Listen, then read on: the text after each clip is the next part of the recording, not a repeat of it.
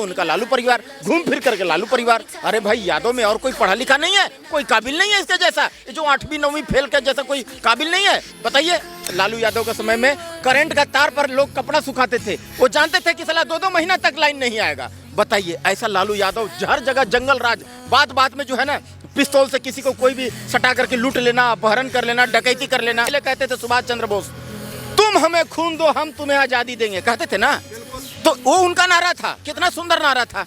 और लालू जी का यादव जी का, उनका परिवार का नारा है कि तुम हमें जमीन दो हम तुम्हें नौकरी देंगे। बताइए, ये करोड़ों रुपया घोटाला करके खा गए। देखिए, बिहार में विधानसभा चुनाव होना है, इस बार क्या कुछ मुद्दा रहने वाला है जनता के। सरदार जी अभी हमारे साथ है। सरदार जी, क्या कहेंगे, बिहार में चुनाव होने वाला है, तेजस्वी यादव का कई एक सारे बयान सामने आ रहा है, कभी सूत्र को मुर तो कभी और भी बहुत सारे बयान जो है जो हम बोल रहे हैं। देखिए, वो 9वीं फेल 8वीं फेल, ये जो है इनका जो है लुटिया डूब चुका है।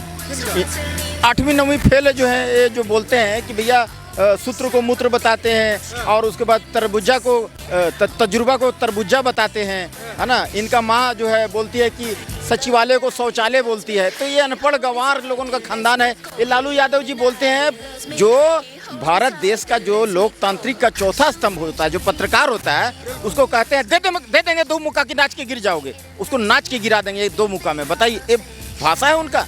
तो ये इनका जो लुटिया डूब चुका है, ये सब लोग जान गए हैं कि हमें लड़वा रहा है। अब वहाँ का आवाम, बिहार का आवाम जातिवाद से ऊपर उठ करके वो जो है नरेंद्र मोदी की सरकार चुनेगा, जो कि वहाँ खुशहाली लाएगा, बिहार में खुशहाली लाएगा। लेकिन क्या लग रहा है, जनता इस बार जो है प्रॉपर क्या मुद्दा रहेगा इस बार जनता का? कई एक बार देखा गया पलायन, बेरोजगारी भी कई एक सारे सवाल। देखिए, लालू यादव जी इतने साल तक जो है वहाँ का आवाम को अशिक्षित रखें।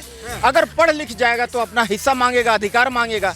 इसलिए भैया पढ़ने लिखने नहीं दिया, चरवाहा विद्यालय खोल दिया और बोल दिया कि भैया भैंस का पीठ पर पूछ पकड़ के भैंस का पीठ पर चढ़ जाओ और सिंह पकड़ के उतर जाओ। लालू यादव जी बोलते हैं अपना यादवों को कि सिंह पकड़ के फिर पीठ पर चढ़ जाओ, पूछ पकड़ के उतर जाओ।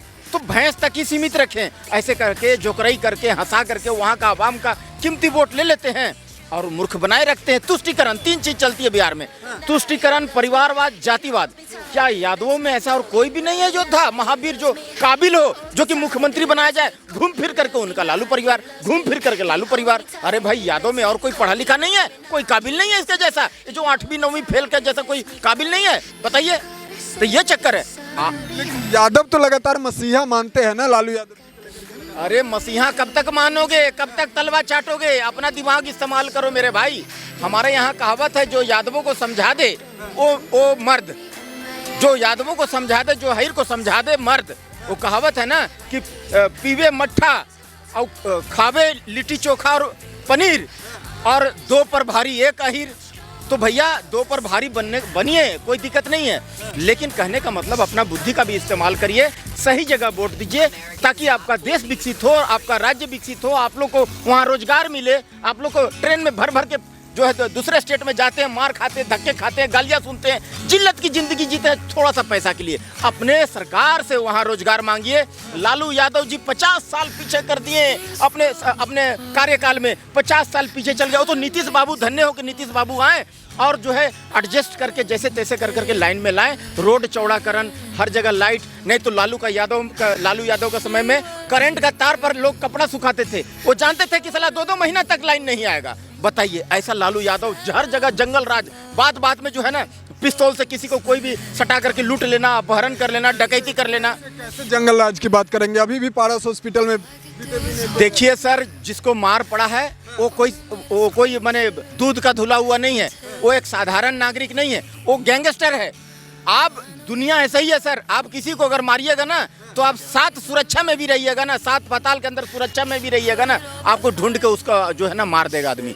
तो आप ये मत सोचिए कि आप किसी को मारेंगे तो आप बच जाएंगे। आप नीतीश बाबू को बोलने से पहले ये सोचिए ना कि वो गैंगस्टर है, कितने आदमी को मर्डर किया है, लूट किया है, डकैती किया है, चोरी चकारी किया है, वो गैंगस्टर है। तो उसके पीछे हजारों दुश्मन लगे हुए हैं, वो कहीं ना कहीं खोज के मार ही देंगे, चाहे कहीं भी, चाहे दिल्ली में रहे, जितना सुरक्षा घेरा में रहे। तो ये चक्कर है। एक और सवाल है पाजी, देखिए ना, बिहार में विधानसभा चुनाव तो होना है, लेकिन विपक्ष लगातार ये सवाल कर रहा है कि चुनाव से पहले मुख्यमंत्री का चेहरा घोषित करके चुनाव लड़ा? नहीं नहीं नहीं नहीं, नाम सामने आएगा? कोई मुख्यमंत्री नहीं। हमारा योगी आदित्यनाथ जी का मुख्यमंत्री का चेहरा दिए थे क्या? दिल्ली में चुनाव हुआ, भारतीय जनता पार्टी का मुख्यमंत्री का चेहरा दिए थे क्या? वो चुनाव होने के बाद में अच्छा मुख्यमंत्री कौन होगा देख करके जजमेंट कर करके फैसला लेकर के उसके बाद किया जाएगा। अभी सब वास किया जा रहा है, जितना जो है ना स्कैन किया जा रहा है पूरा बिहार को, उसके बाद बंगाल को, पूरा फिर भारतवर्ष को स्कैन किया जाएगा। एक भी जो है फर्जी वोट नहीं पड़ेगा। एक गलतफहमी में मत रहिए। जितना भी फर्जी वोटर सोच रहे थे, पहले करते आ रहे थे कांग्रेसी कार्यकाल से कि भैया बैलेट पेपर से चुनाव लड़ो, काहे भैया कि इसको पूरा बॉक्स लूट लेते हैं। अगर लूट लिए, अगर नहीं इसको लूटने सकें तो उसमें इंक डाल दिए, सारा वोट खराब हो गया।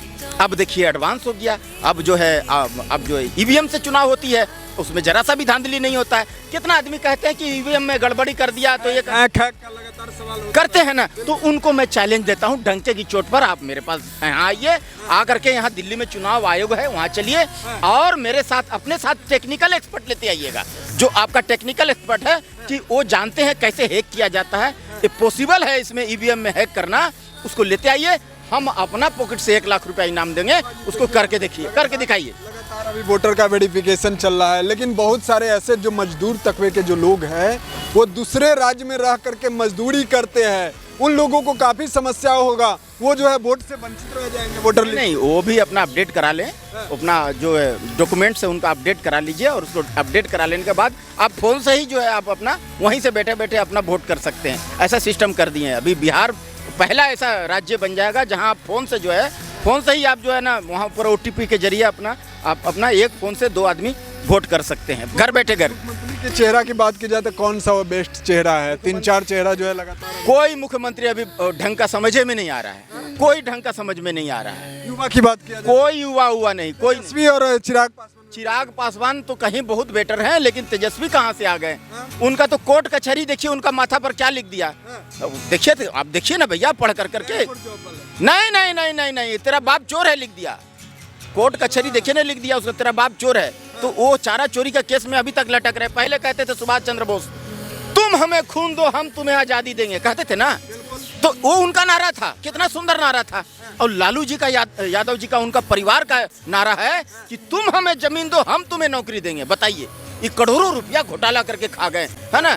और ये कहते हैं हम जो है ना क्या महाकुंभ को कहते हैं फालतू कुंभ है।